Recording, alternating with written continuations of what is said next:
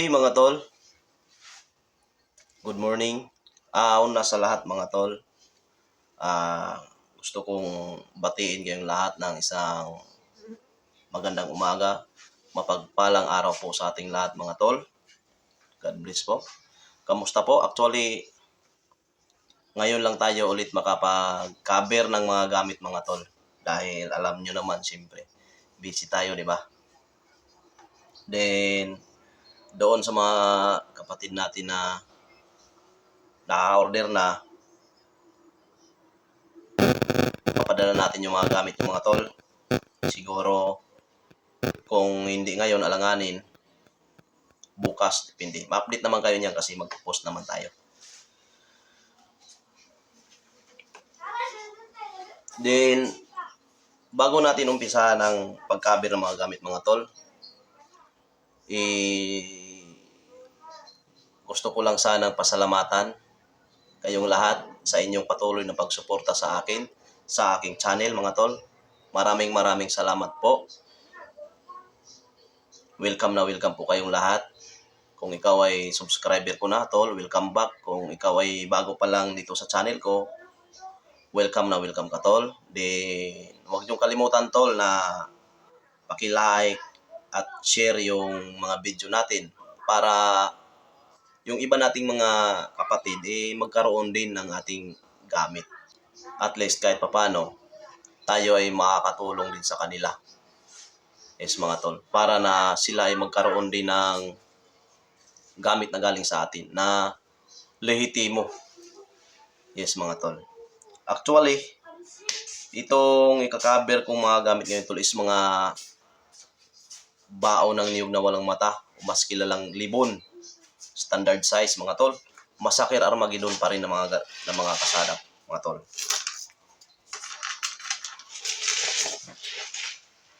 Ito yan tol.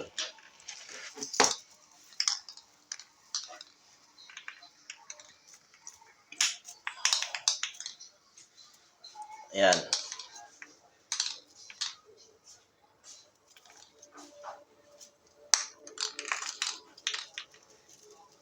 Standard size mga tol. Libon, Masakir Armageddon.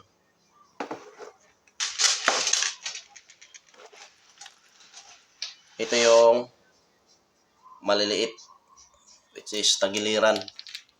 Yan mga tol. Tagiliran. Marami to tol. Hindi ko palang kinasa yung iba. Actually, tinabas ko na. Kakasahin ko na lang. Konsagrado, ritualado mga tol. Ganun pa rin. Ready to use. Wala ka nang poproblemahin pa. Ingatan lang, dalhin sa mabuti. Mga tol. Tagulilong, kabal at kunat, hindi putukan, panipas, kaya lihis. Mga tol. Din pangontra sa lahat ng mga elements, sa mga negative, black magic, kahit anong klaseng mga mahika. Then maganda rin sa paghahanap buhay, okay. Dahil kasama dito yung pampalubag loob. Din sa iba pang proteksyon, ito ay rebuelta automatic, pamuypoy, at panaktakan. Hindi nasusumpa, nagdadala ng sumpa, kaya panudla. Ganito yan. Since dala mo ito, kahit yung maliit na bao, walang problema. Pero, kung ikaw ay tutudlain, kung ikaw ay titirahin ng ibang spiritual na base doon sa intention nila na hindi maganda, masama, sila yung tatamaan. Yes mga tol.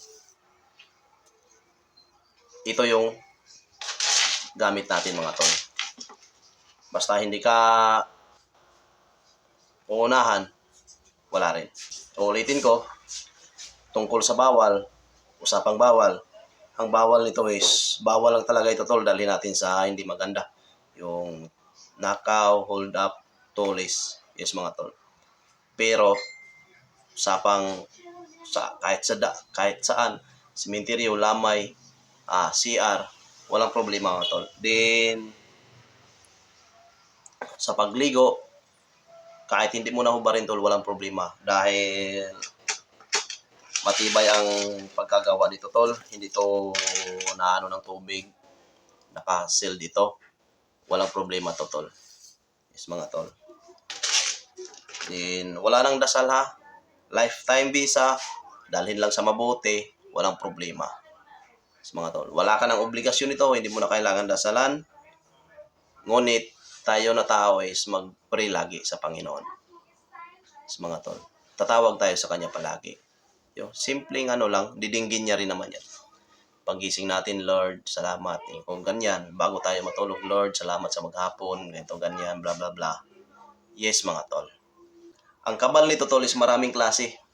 Kabal sa taga, kabal sa disgrasya, mga ganyan. Halimbawa, ay na-disgrasya, kunwari, hindi ka maano. Although, makakaramdam tayo, sasaktan tayo, pero hindi yung sabihing agribyado ka talaga. Mababali yung boto mo, wala, hindi yan, tol. Galos lang, galos. Kakaroon lang tayo ng galos, which is normal. Kasi, tao tayo eh. Pero,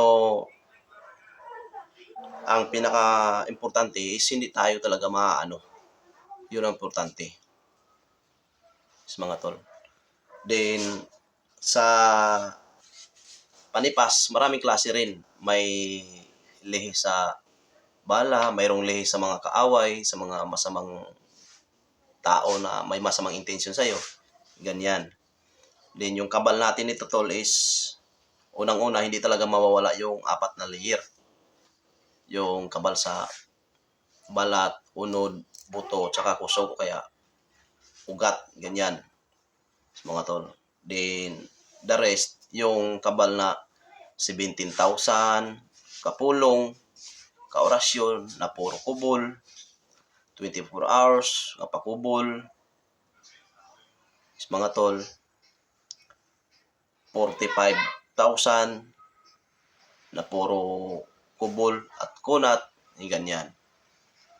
Ang tagulilong nito mga tol, marami ding klase. Mayroong tagulilong na may tao na maghahanap sa'yo na may masamang intensyon. Maaring hindi ka makikita, either hindi ka makikilala. Mga tol. Then, ang technique ng mga ganito tol, pagka in case of emergency, yung may tao talaga nagtatangka sa'yo ng hindi maganda. Habang suot mo yan, tatakbo ka kunwari kasi ayaw mo ng gulo eh. Ganyan tayo eh, ayaw natin ng gulo eh. Hanggat maaari. Tatapikin mo lang tol, 3. Huwag ka na magsalita. Tatapikin mo lang. Huwag ka na magsalita. Takbo ka din. Pag makakita ka ng kahoy, poste, saging, either waiting shed, umano ka lang. Halimbawa ito poste, either waiting shed o kaya ano, takbo ka, gumanon ka lang, umikot ka lang. Hindi ka na makikita niyan. Yes, mga kapatid. In case of emergency, kasi ayaw tayo ng gulo eh. Siyempre hindi natin maiwasan yan sa panahon ngayon tol. Maraming mga loko-loko kasi siyempre alam nyo naman, di ba? Panahon natin bumalik na naman yung mga bangag, di ba? Mahirap yun. Kahit ba naman ikaw walang ginagawang masama pagka natripan ka ng bangag, lalo na pagtingin sa'yo ng bangag medyo may may makukuha sila sa'yo, mahirap yun. Yes mga tol. Pero tsamba na lang yan mangyari tol ha. Pag tayo may gamit. Dahil mostly talaga tol mangyayari pag once may gamit ka. Yung tao sa'yo tol is parang pigil. Kahit may masama siyang intensyon tol, hindi makakalapit, hindi makakagawa kasi pipigilan siya ng mga espiritu. Yes mga tol. Pero kung yung tao na yon, masamang intensyon, sinasabayan ng demonyo, makakalapit sa'yo, magagawa niya yung balak niya na hindi maganda, pero hindi ka maagribyado dahil sa gamit mo. Protection nga ito Kaya nga sinabing protection. Ingatan lang talaga tol, dalhin lagi. Yes mga tol, din gawa lang mabuti. Yes mga tol. Then, doon sa mga garapan natin mga tol, mayroon available din sa t-shirt. Abangan nyo lang tol, ikakabir ko yun. Pagka na okay na, Abang-abang lang kayo tol, paghandaan nyo na. Dahil pangmasa lang tayo mga tol. Dahil ang atin din naman dito is yung makatulong ako sa inyo. At kayo rin kahit paano nakakatulong din sa akin. Which is equal lang tayo. Is mga tol. Dahil magkakaroon kayo ng gamit na ready to use na lang kayo. Hindi nyo kailangan na maghirap pa. Yes mga tol. Which is napakalaking pabor din yun sa inyo na part. At sa akin na part, malaking pabor din sa akin dahil kahit paano nakakatulong kayo sa akin. Siyempre, ganun lang yun. Pero yung sobra-sobra na ano mga tol is masama na yun. Hindi na yun pwede. Which is hindi na yung tama. Ha? Balance lang. Tama lang. Yes mga tol. So yun lang mga tol, maraming salamat sa inyong lahat at sa inyong patuloy na pagsuporta sa akin. God bless po mga tol. Thank you.